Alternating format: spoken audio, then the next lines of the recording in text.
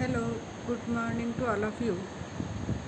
अपन लगातार gender issues और gender discrimination इस पर बातचीत लगातार चल रही है और अपन इस पर डिस्कशन भी कर रहे हैं कि ये जो जेंडर डिस्क्रिमिनेशन है वो नहीं होना चाहिए। इसके लिए आवश्यक है कि बालिका शिक्षा को अधिक महत्व दिया जाए। बालिका शिक्षा के महत्व के साथ साथ ये भी आवश्यक है कि लड़कियों को सशक्त बनाया जाए। लड़कियों को सशक्त बनाने का मतलब है वह स्वयं हर क्षेत्र में अपना निर्णय ले सके कि मुझे क्या करना है और क्या नहीं करना है। आज अपन महिला सशक्तिकरण के बारे में पढ़ेंगे कि महिला सशक्तिकरण क्या है और इसके बारे में हम ऐसे कौन कौन से कारण हैं जिसके कारण हम चाहते हैं कि महिला को सशक्त होना आवश्यक है। सशक्तिकरण व्यापक संदर्भ में स्वयं के जीवन पर नियंत्रण, निर्णय क्षमता, संसाधनों का उचित उपभोग, सुरक्षा, वांछनीय शैक्षणिक तथा आर्थिक जीवन स्तर एवं स्वयं का मूल्यांकन कर अपनी क्षमताओं एवं साधनों के आधार पर उन्नति की ओर अग्रसर होना है। सशक्तिकरण एक व्यक्तिगत और सामूहिक प्रक्रिया है क्योंकि समूह में शामिल होने पर ही मनुष्य अक्सर अपनी जागरूकता को विकसित करते हैं। इसी संदर्भ में महिला सशक्तिकरण की अवधारणा है जो अनेक अंतर संबंधी और परस्पर सहायता देने वाले कारक जैसे स्त्रियों की समिति है, भेदभाव है, लिंग समानता की दृष्टि से अधिकार और अवसर आदि की निरंतरता से संबंधित है। यानी ये सब अगर मिलेगा तो महिला ऑटोमेटिक ही सशक्त हो जाएगी।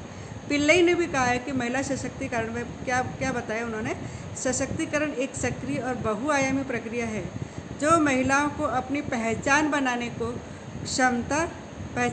की क्षमता एवं जीवन के सभी क्षेत्रों में सशक्तता तथा सामर्थ्य प्रदान करती है।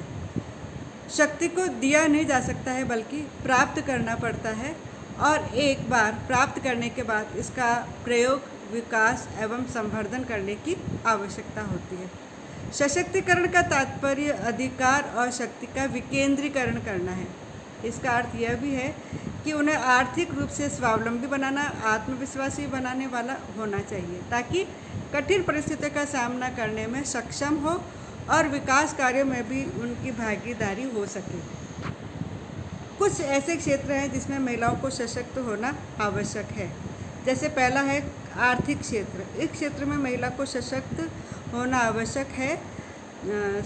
सामाजिक और आर्थिक रूप से आर्थिक सशक्तिकरण के लिए रोजगार, आय पैदा करने वाले कार्यक्रम होने चाहिए। जैसे कृषि के संबंधित क्षेत्र में प्रशिक्षण दिया जाए, ऐसी योजनाओं से अवगत कराया जाए जिनकी आवश्यकता पूरी कर सके। लघु उद्योग के लिए वित्तीय सहायता प्रदान करना, यानी हम अगर महिलाओं को इस प्रकार की सुविधाएं देंगे, ऐसी योजनाओं से अवगत कराएंगे तो वह आर्थिक रूप से सशक्त होगी। दूसरा क्षेत्र है सामाजिक सशक्तिकरण।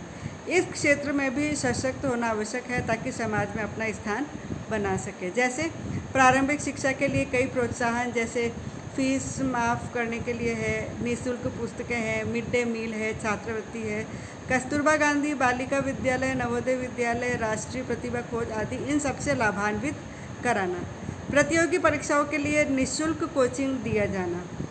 और नेक्स्ट है विभिन्न कार्यक्रमों का आयोजन करना जिसमें कि क्षमता में वृद्धि हो सके और महिलाओं में रोजगार के लिए कौशल विकसित करना। अगर हम ये सब करेंगे तो समाज में उनका स्थान होगा और वो सामाजिक रूप से सशक्त होगी। तीसरा है राजनीतिक सशक्तिकरण। महिलाओं में आत्मविश्वास विकसित करना कि वह चुनाव लड़ने और मतदान करने का अधिकार का उपभोग कर सकती है। उसके लिए लोकसभा और विधानसभा में सीटें भी आरक्षित है ताकि वे स्वावलंबी बन सके। तो ये 3 क्षेत्र ऐसे हैं जिसमें महिलाओं को सशक्त होना आवश्यक है ताकि वह स्वावलंबी बन सके, आत्मविश्वासी हो सके और साथ ही साथ उनमें इस चीज़ का कॉन्फिडेंस डेवलप हो सके कि वो किसी भी क्षेत्र में कार्य कर सकती है। उनको स्वयं निर्णय लेने की क्षमता भी विकसित करना आवश्यक है। महिला सशक्तिकरण की कुछ विशेषताएं हैं, जैसे साहसी होना। भारत में महिला उत्थान को महत्वपूर्ण विषय मानते हुए वर्तमान समय में महिला सशक्तिकरण कार्यों में तेजी आई है। सरकार ने नई नई योजनाएं भी बनाई है। दूसरा है आत्मनिर्भर होना। शिक्षा के द्वारा महिलाओं में आत्मनिर्भरता को विकसित किया गया है और कुछ ऐसी क्षमताओं को विकसित किया गया है जिसमें कि आत्मनिर्भर होने के लिए वह जागृत हो सके। आर्थिक रूप से स्वाधीन होना। व्यावसायिक शिक्षा के द्वारा महिलाओं को आर्थिक रूप से निर्भर बनाने का प्रावधान भी है। चौथा है विवाह के लिए निर्धारित आयु। विवाह के लिए जो सरकार ने निर्धारित आयु की है वो उसकी अनुपालना होना चाहिए ताकि वो मानसिक रूप से परिपक्व हो सके। नेक्स्ट है मानवाधिकारों की समझ। महिला सशक्तिकरण की प्रमुख विशेषता है कि वर्तमान में महिलाएं अपने अधिकारों के लिए लड़ सकती है। घरेलू हिंसा जो होती है उसको रोकने के लिए भी कानून बनाया गया है, उसकी जानकारी भी महिलाओं को देना चाहिए ताकि वह अपने अधिकारों का प्रयोग कर सकें। नेक्स्ट है शैक्षिक सक्रियता। शिक्षा के क्षेत्र में सशक्त महिलाएं सक्रिय रूप से रहती है। जैसे कुछ ऐसे शैक्षिक कार्यक्रम होते हैं जिसमें महिलाओं की भागीदारी की जाती है। कई ऐसे कार्यक्रम होते हैं जैसे वर्कशॉप होते हैं, कॉन्फ्रेंसेस होती है और कई सारे मतलब कार्यक्रम ऐसे आयोजन होते हैं जिसमें शैक्षिक सक्रियता को बढ़ाने के लिए उन्हें प्रेरित किया जाता है।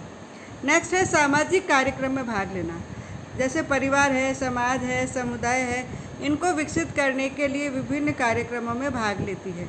इसके लिए समाज में कई सारे जैसे नाटक है, छोटे छोटे उद्योग है या कुछ ऐसे सामाजिक कार्यक्रम है।